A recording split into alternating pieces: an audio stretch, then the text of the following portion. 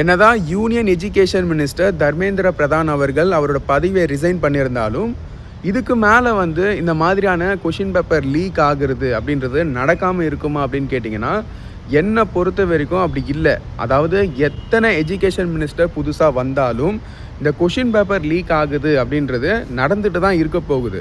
சரி, ஓகே, அப்போ என்ன பண்ணால் இந்த கொஷின் பேப்பர்ஸ்லாம் லீக் ஆகாமல் இருக்கும் அப்படின்னு கேட்டிங்கன்னா கவர்மெண்ட் வந்து இருக்கக்கூடிய லாஸை இன்னும் ஸ்ட்ரென்தன் பண்ணி, அதாவது அப்டேட் பண்ணி அமெண்ட் பண்ணி இருக்கக்கூடிய சட்டங்களை வந்து ரொம்ப ஸ்ட்ரிக்டாக கொண்டு வந்தாங்க அப்படின்ற பட்சத்தில் இந்த மாதிரியான விஷயங்கள், அதாவது லீக் ஆகிற மாதிரியான விஷயங்கள் வந்து நடக்காது அப்படின்றது தான் என்னோட ஒப்பீனியனும் கூட. அந்த விதத்தில் தான் நம்ம டெல்லியில் இருக்கக்கூடிய பார்லிமெண்ட்டில் லோக்சபா இருக்குல்ல, அந்த லோக்சபாவில் நாளைக்கு, அதாவது மண்டே வந்து ஒரு பில்லை வந்து இன்ட்ரடியூஸ் பண்ண போகிறாங்க.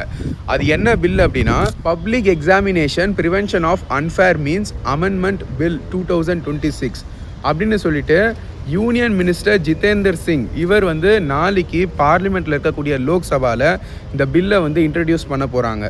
நாளைக்கு ஒரு மிகப்பெரிய டிஸ்கஷன் அப்படின்றது நாளைக்கு டெல்லியில் நடக்க போகுது.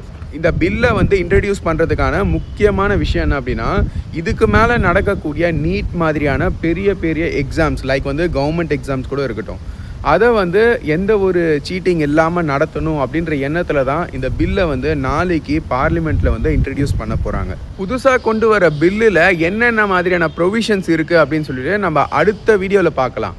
அதெல்லாம் நீங்கள் தெரிஞ்சுக்கணும் அப்படின்னா இந்த சேனலை வந்து சப்ஸ்கிரைப் பண்ணுங்கள்.